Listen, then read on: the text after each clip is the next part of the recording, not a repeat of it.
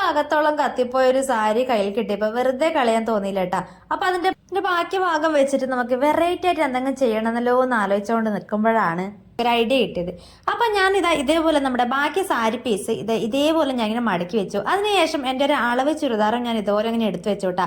അപ്പൊ സ്റ്റിച്ചിങ് ഒട്ടും അറിയാത്തവർക്ക്, അളവൊന്നും അറിയാത്തവർക്കൊക്കെ എടുക്കാൻ പറ്റുന്ന ഒരു സിമ്പിൾ മെത്തേഡാണ് കേട്ടോ. നമ്മൾ അളവ് ചുരിദാർ വെച്ചിട്ട് ആദ്യം നമ്മൾ ആ ഒരു ചുരിദാറിന് കറക്റ്റ് അളവിലൂടെ ഇതുപോലെ ഒന്ന് വരച്ചു കൊടുക്കുക.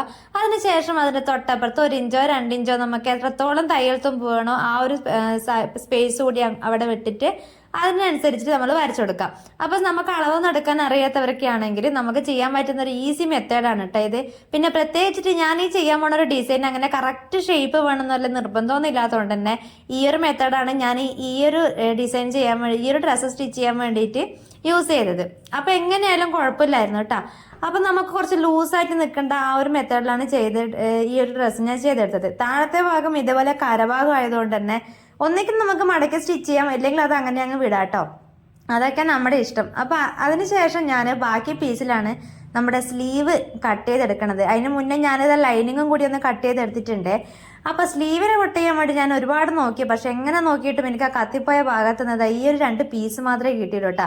അപ്പൊ ഞാൻ നീളത്തിൽ 2 പീസ് അങ്ങ് കട്ട് ചെയ്തെടുത്തു. നമ്മൾ സ്ലീവിന് പ്രത്യേകിച്ചിട്ട് അളവോ കാര്യങ്ങളൊന്നും എടുക്കാതെ തന്നെ നീളത്തിൽ ഞാനൊരു പീസ് കട്ട് ചെയ്തെടുക്കുകയാണ് കേട്ടോ ചെയ്തത്, 2 ഭാഗത്തേക്കും കൂടിയിട്ട്.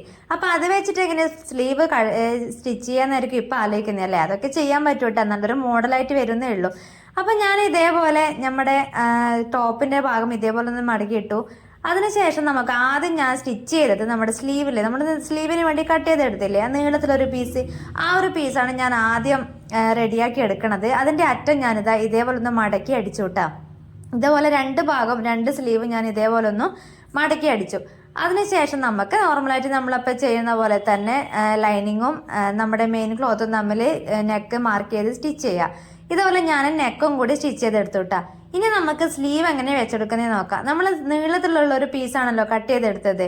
അപ്പൊ ഞാൻ ഇതിന്റെ സെന്റർ ആദ്യം ഞാനൊന്ന് മാർക്ക് ചെയ്തെടുത്തു. അതായത് നമ്മുടെ 2 പീസും ഇതേപോലെ ഒന്ന് എടുത്ത് മാർക്ക് ചെയ്തെടുത്ത് സെന്ററിൽ വെച്ചതാ ഇതേപോലെ ഫ്രില്ലിട്ട് കൊടുക്കുകയാണ് കേട്ടോ ചെയ്യണത്.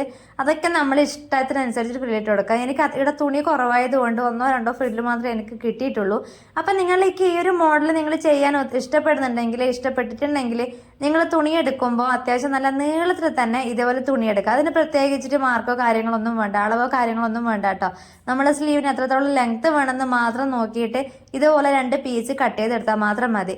ഇതേപോലെ നമ്മൾ അറ്റം മടക്കി തയ്ച്ചതിന് ശേഷം അതിന്റെ സെന്ററിൽ ഇതേപോലെ ഒന്ന് വെച്ചിട്ട് നമുക്ക് ആ ഒരു ആം ഹോൾ കർവ് ഉണ്ടല്ലോ, ആം ഹോളിന്റെ ആ ഒരു ഭാഗം ഉണ്ടല്ലോ സ്ലീവ് വെക്കുന്ന ഭാഗം, ആ ഒരു സ്ഥലത്ത് നമുക്ക് സാധാരണ സ്ലീവ് വെക്കുന്ന പോലെ തന്നെ വെച്ചെടുക്കാം.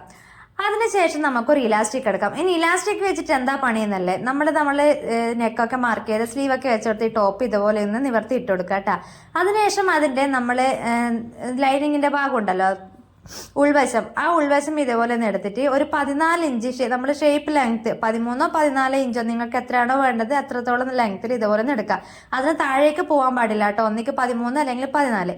ഇതുപോലെ ഞാൻ മാർക്ക് ചെയ്തിട്ട് നീളത്തിൽ ഇതുപോലെ സ്ട്രെയിറ്റ് ആയിട്ട് ഒരു ലൈൻ വരച്ചു കൊടുക്കുക. ഒന്നിൽ മാത്രമല്ല 2 വശത്തും ഇതേപോലെ ഒന്ന് സ്ട്രെയിറ്റ് വരച്ചു കൊടുത്ത് ആ സ്ട്രെയിറ്റ് വരയിലൂടെ നമുക്ക് ഇലാസ്റ്റിക് ഇതുപോലെ ഒന്ന് സ്റ്റിച്ച് ചെയ്ത് കൊടുക്കാം. അപ്പൊ സെന്ററിൽ നമുക്ക് ഈ ഒരു മോഡലായിരിക്കും കിട്ടുക കേട്ടോ.